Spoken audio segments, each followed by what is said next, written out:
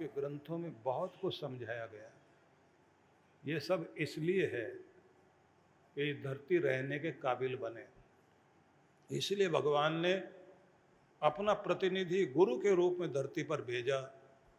जो आत्माएं तपस्या करते करते सिद्धि को प्राप्त कर लेती हैं और मुक्त हो जाती हैं, उन मुक्त आत्माओं को एक समय के बाद भगवान इस धरती पर कुछ सेवा करने के लिए, लोगों का कल्याण करने के लिए परमात्मा भेजते हैं और फिर उनको गुरु पद प्राप्त होता है।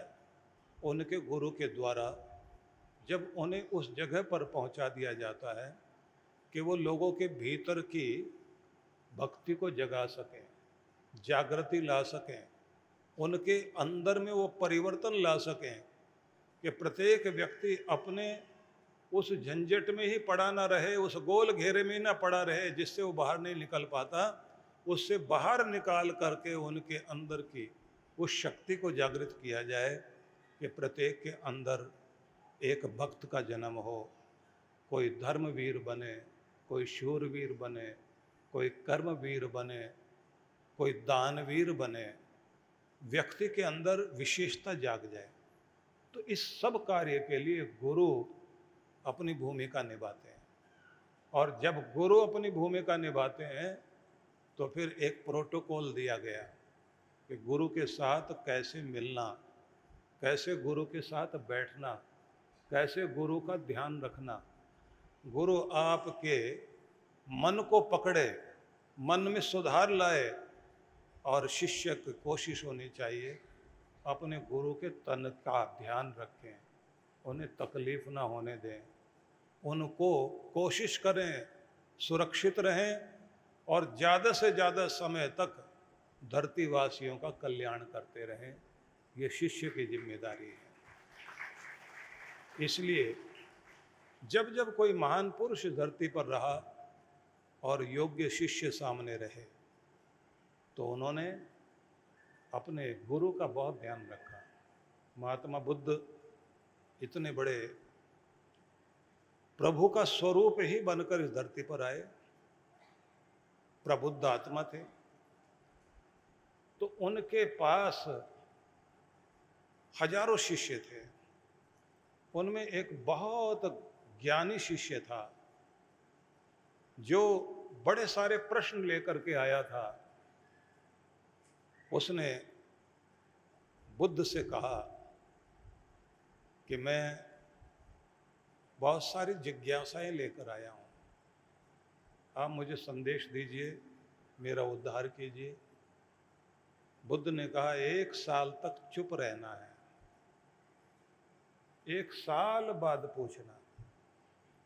अपने भीतर के मौन में उतरो, अपने भीतर की शांति में उतरो, अपने भीतर जो तुम्हारे प्रसन्नता का स्रोत है और सूख गया उस तक पहुंचो और अपनी प्रसन्नता को बाहर निकालो। अपने अंदर के प्रेम को खिलने दो। अपने अंदर जो तुमने परम शांति को टिकाया हुआ है लेकिन प्रकट नहीं है, उसे प्रकट करो।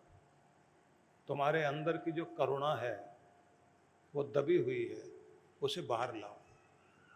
तो शांत होकर और अधिक से अधिक मौन में रहकर गुरु के सामने प्रश्न न करके गुरु के आभा मंडल का लाभ लेना सीखो। 1 साल जब पूरा हो जाए तब प्रश्न करना। तो हाथ जोड़कर वो जाने लगा और गुरु के शिष्यों के बीच जाकर पीछे बैठने की इच्छा से चला। उसी समय एक शिष्य खड़ा हो गया। उसने आवाज दी, सारिपुत्र, तुम गुरु के सामने बहुत जिज्ञासा लेकर आए, बड़े प्रश्न हैं तुम्हारे, जो पूछना अभी पूछ लेना, बाद में मौका मिलने वाला नहीं है, पूछ ही नहीं पाओगे। मैं भी ऐसे सोचता था कि बड़े सारे सवाल कर लूं, गुरु ने मुझे भी ऐसे बोल दिया था, अब मेरे पास सवाल ही नहीं बचे, अब जो पूछना पूछ लो। हिम्मत करके बुद्ध के पास दोबारा जाने लगा। फिर समझ में आया कि गुरु का आदेश मिला है 1 साल अपने भीतर जो कुछ है उसको पहचानो, फिर प्रश्न करो। साल बीत गया। उसी दिन में बुद्ध उसके पास पहुंचे और उन्होंने कहा कि आज जो तूने पूछना है पूछ ले। सारिपुत्र ने घुटनों के बल बैठकर प्रणाम किया और प्रणाम करके बोला, महाराज अब तो प्रश्न बचे ही नहीं, अब तो कोई सवाल बचा ही नहीं है, अब तो पूर्ण शांति अंदर आ गई, क्योंकि अब समर्पण हो गया, मैं आपका हो गया। आपने जो कहा था कि बस अपने भीतर खो जाओ, तो मैं भीतर खो गया। बुद्ध जाने लगे मुस्कुराते हुए। तो इन्होंने सबसे पूछ लिया कि इसके बाद क्या निर्देशन है गुरु का। सबने कह दिया कि गुरु की मर्जी में अपनी मर्जी मिलाओ, अपनी इच्छा पूरी करने के लिए नहीं। अब अगर जियोगे तो अपनी इच्छा पूरी करने के लिए नहीं जीना, अब गुरु की इच्छा पूरी करने के लिए जीना शुरू कर दो, और कुछ भी नहीं करो। हर भक्त को एक बात ध्यान रखनी चाहिए, इस दुनिया में आप परमात्मा की इच्छा पूरी करने के लिए हैं, अपनी इच्छा नहीं। भगवान आपसे जो कराना चाहे उसके यंत्र बन जाओ और फिर देखो, जैसे वो नचाए वैसे नाचिए, जैसे चलाए वैसे चलिए। जो वो करने के लिए आदेश दे आपकी अंतरात्मा में, जब आप उसे करने लगते हैं तो फिर ये बात ध्यान रख लेना, व्यक्ति के अंदर वो चीज़ जाग जाती है। जैसे एक सिद्ध पुरुष के साथ हुआ।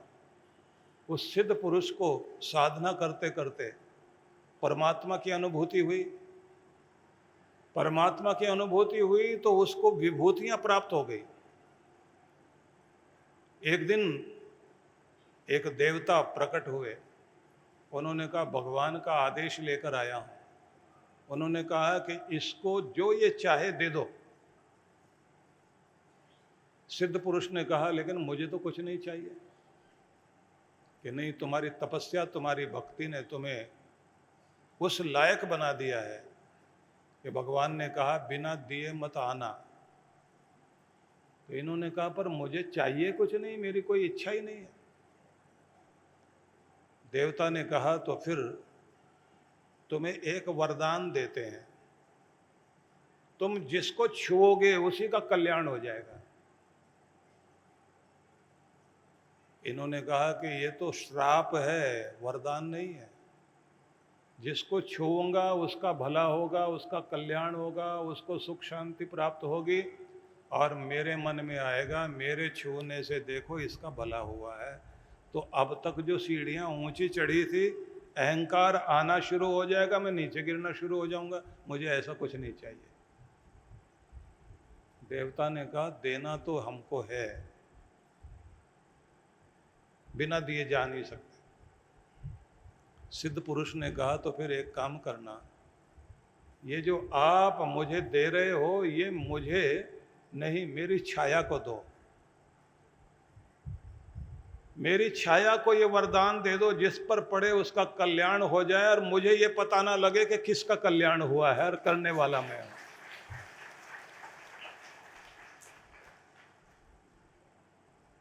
महान पुरुषों की तो छाया से भी कल्याण होता है। इसलिए सारिपुत्र ने गुरु की इच्छा में अपनी इच्छा मिला दी। अपनी इच्छा मिलाने के साथ अब जब गुरुदेव कहीं जाएं तो सब शिष्य साथ साथ चलें।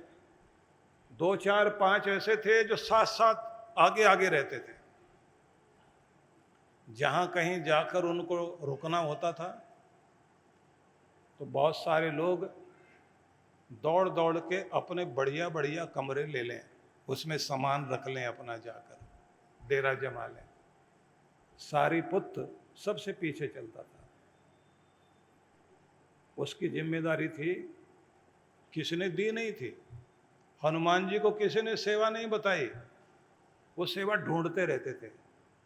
जो अपने स्वामी के भक्त हैं वो सेवा मांगते नहीं, सेवा ढूंढते हैं, और सेवा करने के बाद छिप के पीछे बैठ जाते हैं। सारीपुत्र को ये लगा कि सभी लोगों में कोई पीछे न रह जाए, किसी को चोट ना लग जाए, किसी को सेवा की ज़रूरत हो, कोई और सामान पीछे न रह जाए, ये जिम्मेदारी तो मेरी है। क्योंकि हम अगर जिम्मेदार हैं तो मेरे रहते हुए ना किसी को तकलीफ होनी चाहिए, ना मेरे रहते अव्यवस्था होनी चाहिए, ना मेरे रहते प्रबंधन में कोई कमी होनी चाहिए। क्योंकि जिम्मेदारी मेरी है, मेरी मर्जी अपनी नहीं है, गुरु की मर्जी से ही मुझे जीना है और गुरु के कार्यों को पूरा करना है। आप सभी भक्तों को मैं बहुत प्रेम से गुरु पूर्णिमा के साधना के लिए आमंत्रित करता हूँ।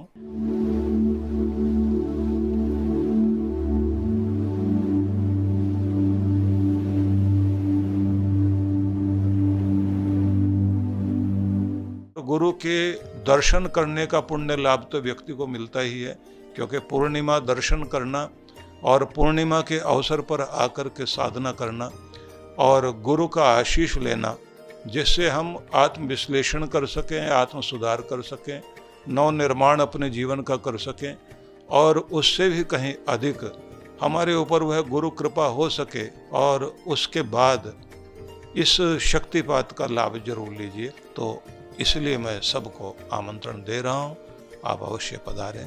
आप सभी के लिए मंगल कामना करता हूँ।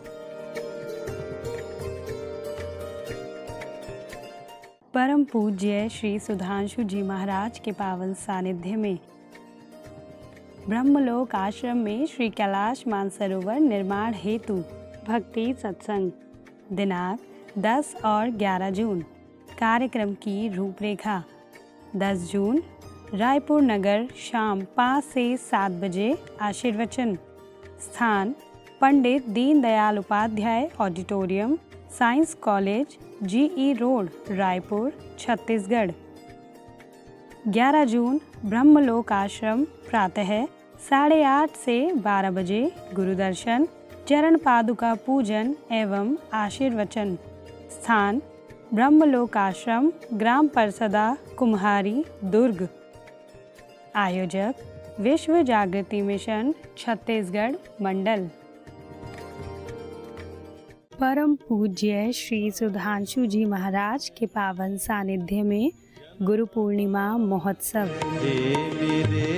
गुरुदेव करुणा सिंधु करुणा कीजिए। 16 से 17 जून 2023। कार्यक्रम की रूपरेखा: दिनांक 16 जून सत्संग, प्रातः 10 से 12 बजे, सायं 5 से 7 बजे। दिनांक 17 जून गुरु दर्शन, गुरु पूजन एवं सत्संग, प्रातः 9:30 से 12:30 बजे। सत्संग स्थल: गणेश कला क्रीड़ा रंगमंच, नेहरू स्टेडियम के नज़दीक, स्वार गेट, पुणे 42। आयोजक: विश्व जागृति मिशन, पुणे मंडल। संपर्क सूत्र: आप सभी इस कार्यक्रम में सादर आमंत्रित हैं। परम पूज्य श्री सुधांशु जी महाराज के पावन सानिध्य में गुरु पूर्णिमा महोत्सव।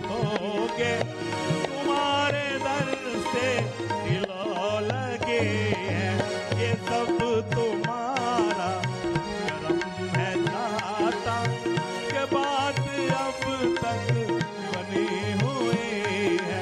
दिनांक 18 जून 2023। समय: प्रातः 10 से 1 बजे।